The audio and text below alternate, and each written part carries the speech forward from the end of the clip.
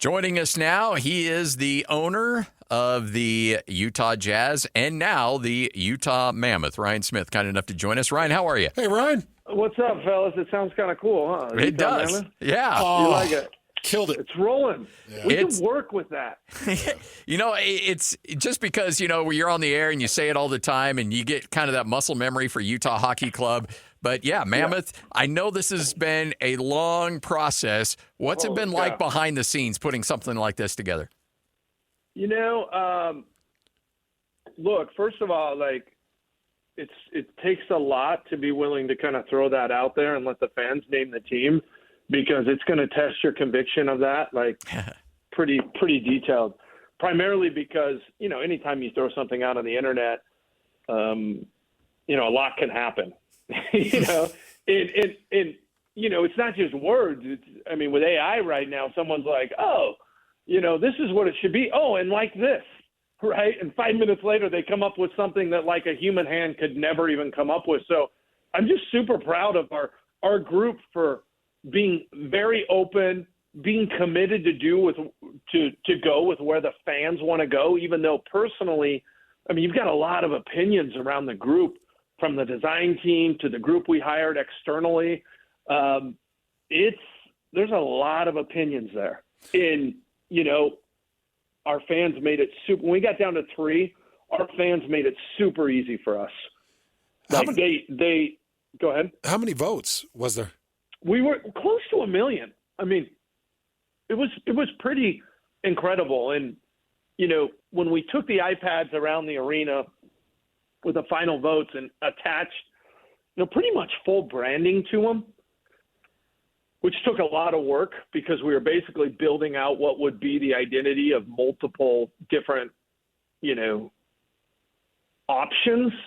And then, you've got to go and do the trademarks with all those at the same time. It wasn't like we went and created the identity of one team. We did it for all of the options, because nothing can be worse than getting down to the end, choosing it, and being like, hey, we don't have the URLs and the signals and everything else, or the logos, and we can't do that.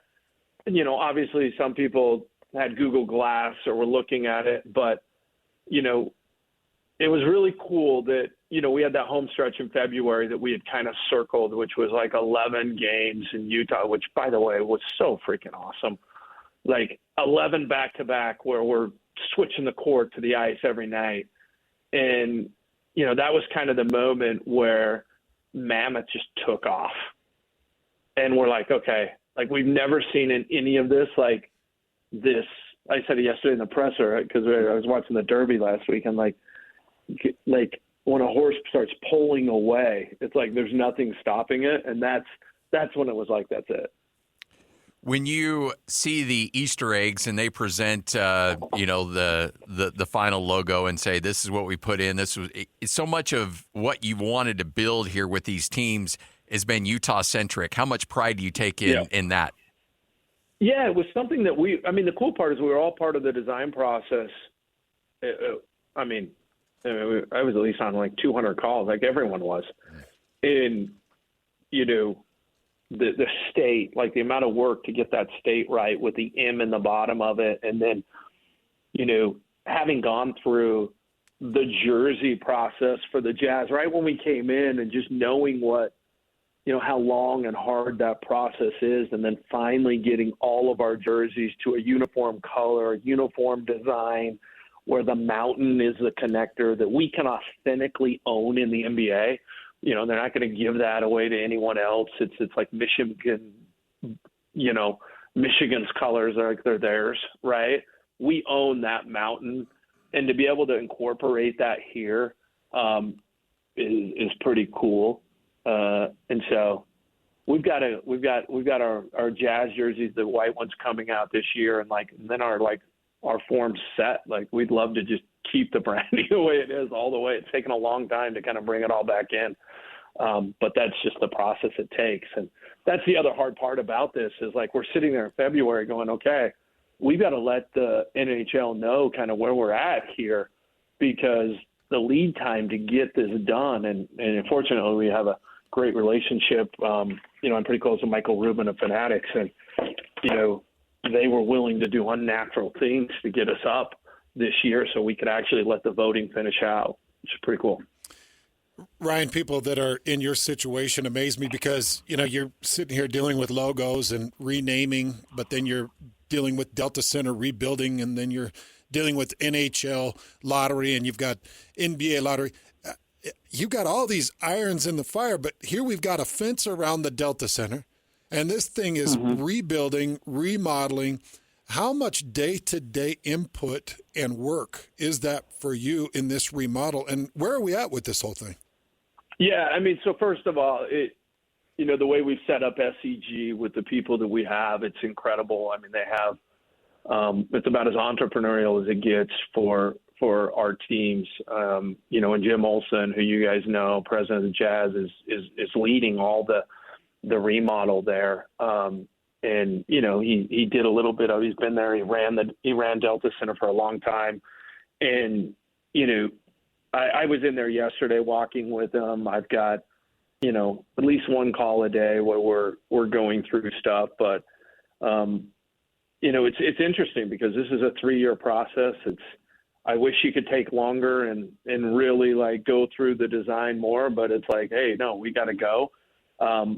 We're doing only lower bowl this time, and then we'll go from one side to the other. And then, we're changing it. We're trying to keep the intimacy of Delta Center with the sight lines they are without blasting everything out and moving it back 50 feet like a lot of these arenas do. So when you're behind the hoop, you can't see over the person in front of you because it's so flat. And, I think that's what we've been able to accomplish by basically going riser all the way up, which is really cool because we have the ability to kind of walk in and say, okay, it's hockey, press button 2, and it all configures, right? It's like one of those transformers.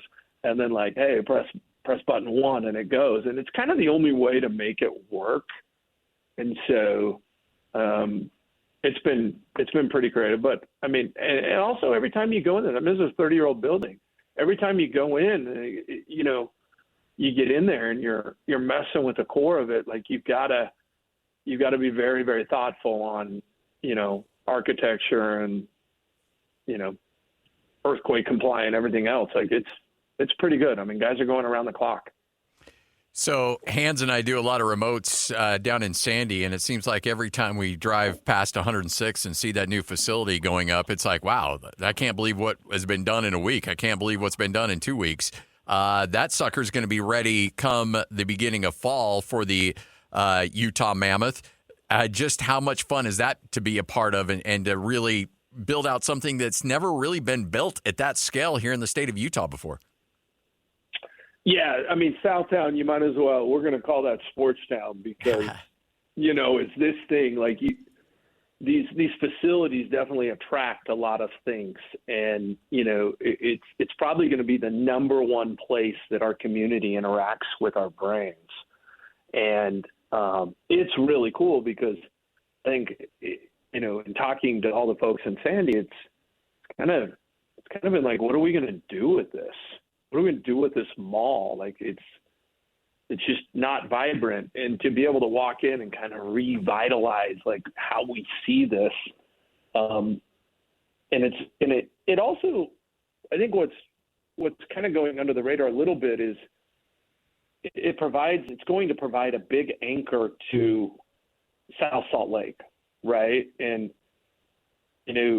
our players, when they come into town often, because everything is centralized in downtown, they kind of have to live in that sort of close area. It's weird when we have a player that lives down in, it's uncommon when they live down in South Jordan or Draper or Sandy. I think if you look at where we're going, the experience people are going to be having who are not from here in Utah is going to be able to kind of straddle that whole bench all the way down on both sides of the freeway. And that's a different experience. Our hockey team, for example, they all want to live right by the facility. And so it really changes and sets us up to really kind of almost have dual hubs in the city. And there's a lot of cities like that, like Dallas, we had an office in Legacy, and then there was obviously Arlington, and then what happened in downtown. Denver's very much that way, where, I remember working in college right before I started Qualtrics at the Tech Center right there, where you kind of had barbells within the city, and just people could come and have different options. Whereas like right now, when we always relocated people either for tech or whatever, and they were living in Salt Lake, it would be like, okay, we're going to go up into the Sugar House area. We're going to go here. Like, it gives this ability to experience way more of our state the way that maybe some of us experience it as well. So it's really, it's really going to be a positive in ways that I don't think that we even know yet.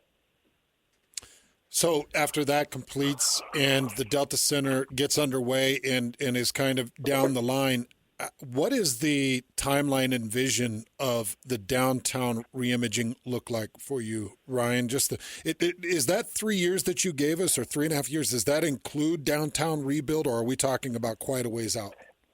No, I mean, I think in 3 years we'll definitely be underway, so you'll be able to see kind of how it comes together, where, we'll be doing that. But there's a lot of work. I mean, the prep work downtown's real. We've got a building and, a block, a lot of the block that we purchased. So that's got to come down, and, that's going to take a little bit of time. And then, our goal is just to really be able to make that experience that you kind of get inside the Delta Center be able to happen outside. So when someone comes, they're not coming into the city at 6:45, coming to a game and running to their cars at night and like hopping out of here. And so we believe that there's a way better experience that we can be offering as, a city of Salt Lake and a state. If you think about, what goes on in downtown, there's not a lot that's what we have in common with some of the other cities of that same size, because of either industry that's there, where there's just flow and activity all the time. When there's a big convention, we see it, or we saw it at All-Star, where, we want it vibrant. And, I think that we know that it will work, primarily because of the feedback we're getting from business owners down there. The amount of business owners who I've spoken with who said, I cannot explain what bringing hockey has done to my business. We never thought we would see it. And it's because that many more people are coming down, during those games. And so I think that that's going to be a real unique, opportunity, because if you look at Salt Lake across from Delta Center, on the top part of where Delta Center is, you have, our blocks that are controlled and owned by the church. On the other side, you've got what used to be Gateway, and those kind of, for all intents and purposes, serve as walls. And then on the other side, you've got, the convention center. And so the ability to come out of Nordstrom's and just walk straight through the middle all the way down to Delta Center and just kind of have that paseo there is pretty powerful. And then the amount of brands, which I think is also important, that we can attract these brands to Utah. These are brands the same way that we were able to attract an NHL team, where people didn't think it was possible. Well, what brands do we think we can get here? And this isn't retail.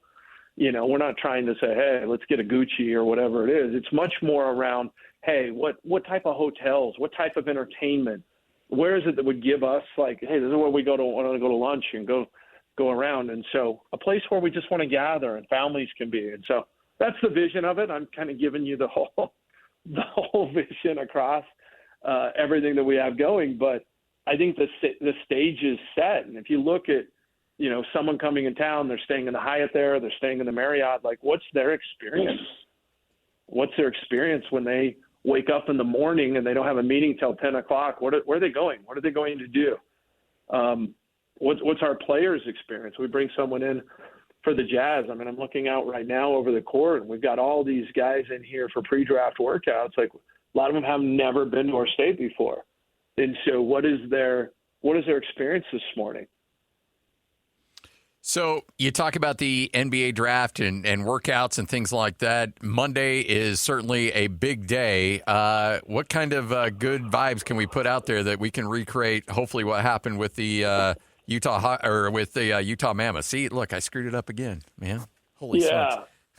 Well, look, I don't think I think you guys are doing it. You're all doing it. I think we all want these vibes. It's been something that, right or wrong, I mean, we've never moved up. And so, why not this year? Why not us? Right. And I think that's kind of how we feel. And, I think we're due. I think this is a good draft, and, we're in a good position. We're guaranteed a top 5 pick, and, obviously everyone wants number 1. My lucky charm, Ashley, is going to go represent Jazz, in there. Hey, I think she'll be the first woman who's ever done that. I just broke that to you guys right now. Nice. Whoa. Right. I'll probably get in trouble for that because I'm sure the league's going to come out with who's representing us. But look, she's always been good luck for me, and she was down for it. I haven't been able to grab it. Ainge didn't get it. So it's like, let's break the mold. And, she's a big part of this. And so it's pretty cool. And that'll be a cool thing. So, wow. How did she feel about this? I don't know. It took we had to it's a little bit like when you got to have like a intricate conversation, and you got to hit it from a couple different angles. So Ainge helped me a little. It's like, we got to get Ash there. That's what's going to and so we kind of tried to have it kind of be something that we all came up with together. But look, she's all in, and she wants to be able to watch this. So she's willing to go through that because it's a lot. It's a lot to take on, and she's a gamer, and she's down, and that's why I love her. Well, that's actually some big news, because jumping up to that 4 pick, it was incredible. Scotty and I were watching Bill Armstrong live when the 4 pick came in, and it took his breath out. Like it looked like he had jumped into a cold pool, Ryan. Like he could not breathe because of the impact that plays for him. And I've been trying to put into terms what this lottery means to our state and the SEG and to us as sports entertainment alone. How do you even quantify a number 1 overall pick? Yeah.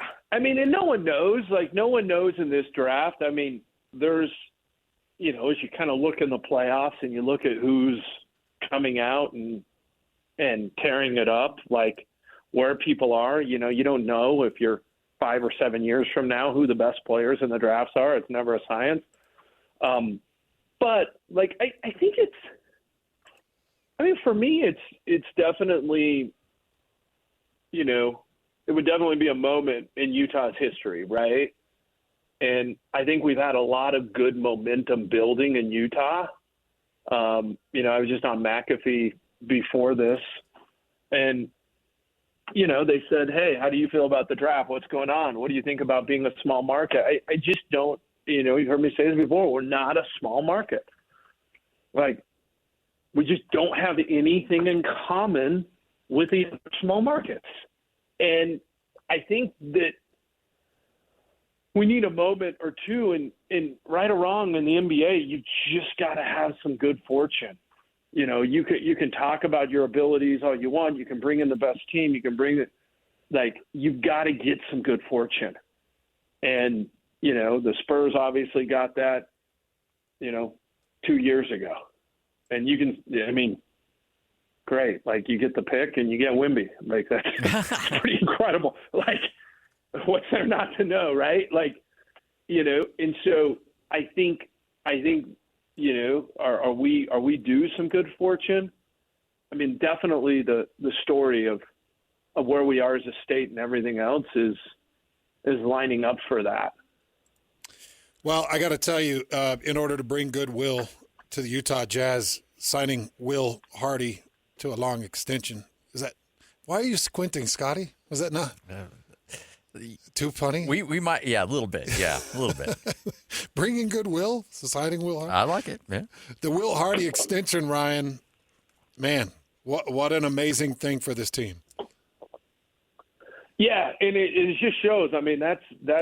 I mean, we're trying to build as much continuity as we can. I feel like Will has been such an incredible. You guys are up close and you see it. Such an incredible partner and ambassador. He's a heck of a basketball coach, and he signed up to do what is in some ways a little hard. Where we're rolling with I don't know, what is it, 9 guys under the age of 23. And he's going to develop these guys. And, I think it's important for us, we like Will more today than we did when we hired him. That, he's a gamer, he's all in. It's how a culture and a vibe should feel between my position and Danny and Jay-Z and Will. I'm around it all day long. I see it all day long. It's probably hard for fans maybe that don't see things from the outside, like all the way. But, we're going to win with Will, and we're going to win in Utah. And I want him to be able to see the work pay off as we start pulling out of a rebuild.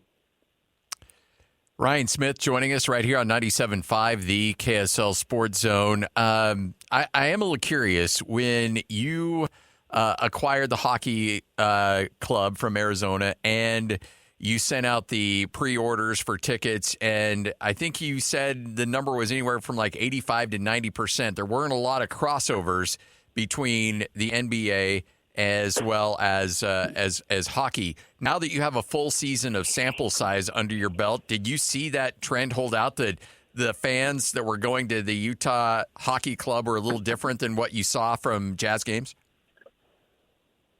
I mean, I can turn this back on Hans a little, because you've been to a couple games and I've had a chance to sit with you and talk through it.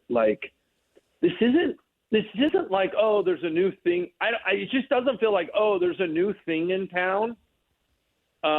Let's get it. It's like when Hamilton goes to the Eccles Theater. That's not what this is. It's like we have true hockey fans. Like, they are in love with the game. It's the ultimate team game, and they're in love with everything it stands for. And that's the part that I didn't anticipate. I didn't anticipate that the women in Utah would love hockey. Yeah. I didn't think through that all the way. It's not like I said, hey, I was thinking through that, but it's invigorating. It's contagious. And this is very different than, hey, we own a team because we own a team of one of the leagues. It's like, no, I love being there. I'm happy when I'm there. And I love rooting for it. I don't know, Hans, what do you think? Because we had those conversations in depth at the games. Yeah, I would say the same. And to your point, I did bring the boys to one game, and I heard a lot of it from my wife. And she was like, I don't understand. Like, if you're going to go to the game, I'm going. And I'm like, she doesn't go to football games. She doesn't go to basketball games. She doesn't go to baseball. She loves hockey. And you walk around the arena and you're like, geez, it is packed with the female audience. They love hockey. And I thought that was a unique part of the crowd. And then the other unique thing was just the sheer volume of opposing fan base that was in that arena. That, they probably live here in Utah, but they've been lifelong Avalanche, or they've been over the last 8 years Vegas Knights fans, but that arena is packed full of NHL fans. And now that they got the Mammoth gear, I think eventually Mammoth fans are going to pinch them out as much as they can. But, Ryan, just to see the NHL fan travel to that arena while we're sitting there watching that thing was pretty incredible. Yeah, it's the hockey fans travel. They come in, and our governor went up to Canada on a trade mission, and I think he told me, I saw him. He's like, I'd been doing this, or I'd been up there a bunch, and the amount of hockey questions, it's like completely changed it. Yeah. Because of Utah, in the fans are aware of who's in their league now. They want to come see the arena. They want to hear. Everyone wants to come to Delta Center once, and that's one of the things we're seeing. And so, we know we have, mountain basketball, and we're a hoop city, and this is what we do, and we've got hockey now rolling, and the synergies between them are pretty special. It's a good time to be in Utah. No Yes, doubt is. about it. Ryan, we appreciate your time. Thanks for hanging out with us, and can't wait to do it again here. Thanks for everything, Ryan. All right, thanks, fellas. Appreciate you guys. You got it. Ryan Smith, owner, Utah Mammoth, as well as the Utah Jazz.